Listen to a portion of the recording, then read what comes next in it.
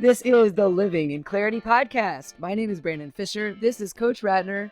And next on our series of self-esteem is 4 problems associated with having low self-esteem. Yeah, it can be an issue. And a lot of people actually, I've had some relatives that, died supposedly, and they really probably committed suicide because they felt so bad about themselves. Wow. And a lot of people do things. And number one problem of associated with having low self-esteem is self-destructive behaviors.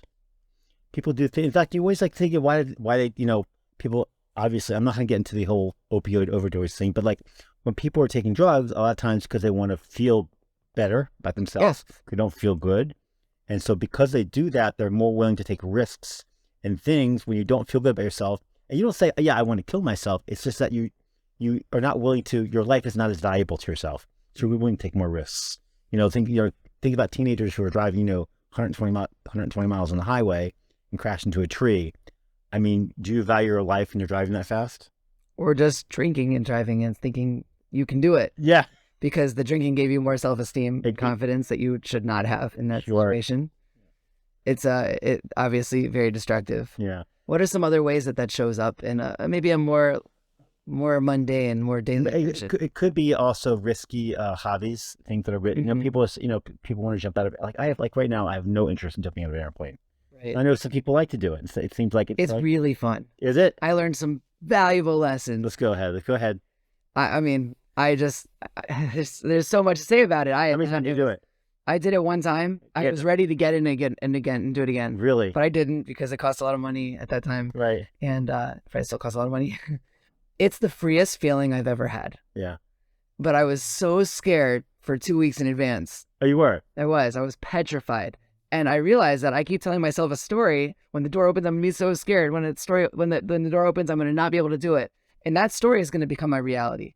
And I ended up finding a way, when the door opens, I'm going to feel relaxed. When the door opens, I'm going to be excited to jump. And I just told myself that narrative, and it worked. It helped me. Yeah. I'm not saying this is not related to low self-esteem. This was a personal endeavor. But that lesson and that experience changed my whole life. I love it. I don't recommend you do it unless you're ready to do it and you want to. Well, I just remember high school and college. There was these guys who sometimes drink a lot and pass out or get into fights. Yeah. And a lot of time to do that because if you feel good about yourself, you're not going to want to get into a fight. Right. If you feel good about yourself, you're not going to make someone else feel bad. You have no desire to bring other people down or talk bad at them or if you're going to get into an argument with someone, you're I like myself. I don't need to fight with you. I'm sorry. You're right. You don't need to get in a fight. Yeah. That's the high level that we're going for. That's the conquering of the self-esteem issue. Yeah. And if you feel good about yourself, you're not going to oh yeah, let's go get in a car and drive 120 miles an hour because I could die. And if you're not afraid of dying because you don't like yourself, it's a problem. It's a problem of having low self-esteem. It's all about valuing life. If you value your life, you're going to follow the speed limit or, keep close to it at least. This is why in another future podcast we're getting soon is the 12 strategies to cure low self-esteem. Right. I think we can all implement into our lives and help us to lead happier lives. When I teach this class here in Jerusalem, I tell my students, I go, the purpose for me teaching this class today is I want you to walk out of here happier and stay happy for the rest of your life. If you're not, I failed. Right. I don't want to fail. I mean, I'm not teaching, I'm not getting paid for your happiness. If you get paid, you'll give me $100. No, I'm doing it because I want to make you feel better and feel good about yourself. Because intrinsically, we're all a spark of God. Intrinsically, God put us here because we create value to this earth. There is a purpose why we were born. Yeah, our job is to fill that purpose. But at least, even if you don't know your purpose, knowing that God created you means that you're here for a specific purpose. But at least you can search for a purpose. I think that's clarity. Yes, it is clarity. Knowing your purpose and the destination. It means you're not here for a purpose and you're part of a plan. Right. Right. I talk about the puzzle. We're going to look back at our lives and see.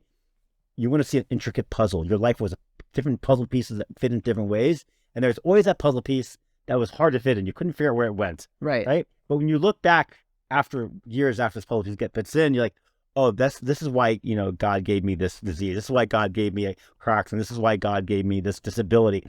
It's right. Part of who I am, and it helped make unique puzzle. Mm-hmm. And I shouldn't feel bad about myself, and I should really value my life. Yeah. Because my life is important, and I'm here for a reason. I have to figure out what it is. And I'm going to do everything I can to preserve that life. Not just preserve that life, but fill its Even potential. better, of course. I'm just, I mean, just yeah. I mean, like, you know, one of the worst kinds of regret you can have are things you didn't try. Like I would say, when we die, we're gonna go to heaven. We're gonna stand in front of God, and God, we're gonna open the book up of our life. And this book was written before you were born. And these notes that God wrote about you are gonna list all the things that you could have accomplished in your life. And and you're gonna think, wow, I could have stopped warring countries. I could have developed cures to cancer. I could have had an amazing, huge family and built, you know, had hundreds of grandchildren. And I didn't do this because I was afraid. I didn't feel good about myself. I was negative. I was not happy with myself. And so therefore, you know, like, it builds in itself. The more you feel bad about yourself, the more you feel bad about yourself. Yeah. You got to nip it in the bud immediately. Yeah, it starts to get you thinking a lot, and that leads us to number 2, which is mind clutter, burnout, and stress. Yeah. And I've got to tell you, Coach, I get burnt out. Yeah. I work hard. I get burnt out. Yeah. I get tired. Yesterday, I took a 3-hour nap. I don't know what, I needed it. No, you gotta rest. You got to rest, and you have to be okay with rest, because if you beat yourself up over that, it leads to other problems. I just, you know, and I'm not really embarrassed to say it. I nap every day. Yeah. I mean, not every day, but almost every day now. And I didn't, you know, when I read, what's the book I read? It was about the guy says that you should take a nappuccino. I don't know who this is. Oh, those are great. Yeah, a nappuccino is when you do a cappuccino and then you take a nap, and then when you wake up, caffeine kicks in, you wake up really easily. Yeah. But I nap every day, because to me, that's how I power my life. Like, you know, it's not good to be tired because, you're late. I'm not lazy. I'm like, I need the nap. And in fact, now the way my life is set here, being in Jerusalem, you're not going to believe this. Do you know what time I nap? You have a hard time guessing it. Yeah. 7:30 in the morning. That's your nap? That's my nap. Wow. I learn at 9 a.m. Some say that's going back to sleep. I nap. I work. What time do you wake up? I wake up usually between 5 and 6. Okay. And I go to daven. Right. And I walk Mocha, my dog. I make the kids their lunches. I try to make my wife. We make a fruit bowl every morning. Basically, just fruit and nuts. That's what we eat every morning. Mm-hmm. I try to do it at night so I can have more time in the morning. And then I have a cup of coffee, walk dog, go to the bathroom, go daven, come back, make the kids breakfast, and then I go back to sleep at 7:30. Wow. And I sleep from 7:30 to 8:15. That's a very productive morning. Yeah, and then I have to go grocery shopping, get fruit and nuts, get fruit and stuff. And I go to learn at 9, and then I'm teaching at 8, in the late morning. And I've already napped. You know, right now, now it's like almost 4 in the afternoon, and I napped this morning, and I have a lot of energy. And so that's the only nap you need all day? No, I'm good with the rest of the day. Wow. I nap around 2. Yeah, but it keeps my mind straight. Yeah. Yeah, so maybe I should put it as, that you should take naps. Maybe one of the cures to self-esteem is really rest. Wellness and rest is, for me, getting through this burnout period, which I've experienced, my overload of the mind. You got to take care of your mind. When you have mind clutter, it means you're worried about what other people think about you. Or we talked about before in the last podcast, you're worried about perfectionism. You're never going to finish. Procrastination. That I mind clutter. Also, you might be just doing too much. It's really the same thing. It's just mind clutter, and you can't focus on one thing at a time. There's a lot there. You got to focus on one thing at a time. Yeah. Okay, and the third problem with having low self-esteem associated with love is called basically it becomes a physical manifestation, which means low self-esteem is not a physical illness. It's in your mind, which means it's just your perception, which means if you could change your perception, you can feel good about yourself. But if it lingers long enough, with something that is not physical can become physical. You can actually get a cold, get corona, get cancer, whatever it is, from feeling so bad about yourself that your body just doesn't function well. It leads to anxiety, which is or stress, which is a physical. Everything that's not physical can turn physical. Everything's related. That's interesting. Everything in our body, you can't say it's not, but everything's related. This is a little problem with doctors now. That you have, my thumb hurts. Well, they just try to fix the thumb, or I have a headache. Like sometimes it's all interrelated. It could be something else. That's what reflexology can help, or sometimes alternative therapies actually do work because everything's interconnected. And when you feel bad about yourself, you can physically become sick. Wow, and people with high anxiety can get sick more often. I think we've seen it for sure. And, by the way, I've discovered my daughter was nervous about having to do something at school. I don't know. It was something she was very nervous about. She goes, I got a tummy ache. She didn't have a tummy ache. That was anxiety. So you think it's something that hurts, but it's really just it's a emotional problem that's feeling physical. And Right. sometimes you're not sure which one it is. Yeah, and some people are hardwired towards anxiety and towards this worry. Yeah. But I heard once that anxiety is the feeling or the experience of failing before you even try. That's good. Yeah, and that means that start to think about feelings, what success feels like. Yeah. Change it around. Change it around, build that confidence. Get rid of that. What did we talk about last time? That Self-doubt, not the self-doubt, imposter syndrome, imposter syndrome. Yeah. which I had last time, maybe the last podcast. Anyway, so number one is self-destructive. These are 4 problems associated with having low self-esteem. Number 1, self-destructive behaviors. Number 2, mind clutter or burnout and stress. Number 3, it becomes a physical manifestation. And lastly, And finally, poor relationships. This starts to seep in to your social life. just think about it. Imagine, Brandon, I have a girl for you. You're dating now, right? Yep. I got this girl for you, Bear. She's beautiful. She's smart. She's clever. By the way, she doesn't really like herself. Do you want to go out with her? I mean, no one wants to go out with someone that doesn't like themselves. In this case, poor relationships. Her friends hate her.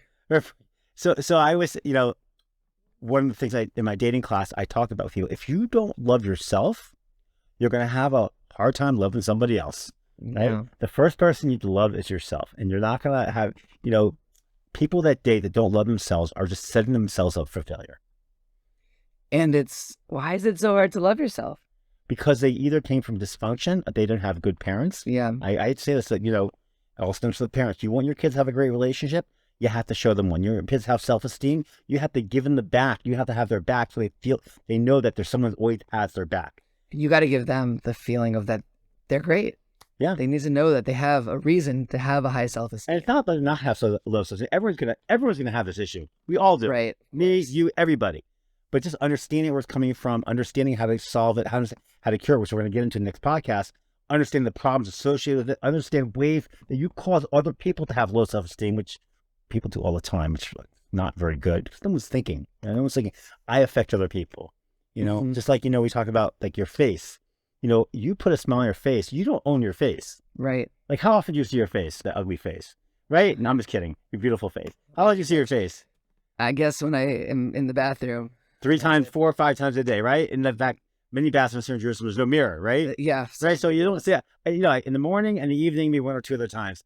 But you know how many times you see my face? Way more than I do, right? So it's not really my face, it's your face, which means I have effect on how you live your life. You affect even though you say, oh, it's my face, I can do it. It's not. To take it a step further, the Rosh Hashiva, who is the dean of Aish, where we're learning, he says that your face is a public domain. Yeah, it is a public domain. Meaning that you should be smiling because people are looking at you publicly. That's a hard thing to do. But Okay. he does it. It's not so easy. No. And so there you go. Those are the 4 problems associated with having low self-esteem. A very common, normal, relatable mind illness. Yeah, it's a mind. It's all in it's our own mind. Change your goggles and you'll change your outlook. You have to change the way you see things and you'll feel better about yourself. And we're going to help you with that in our next podcast. And we're going to help you live in clarity. Thank you for listening to this episode of the Living in Clarity podcast. See you next time. Thanks for joining us on this episode of the Living in Clarity podcast. If you enjoy what you just heard, make sure you like, subscribe, and comment with any suggestions for future episodes. We'll see you next time.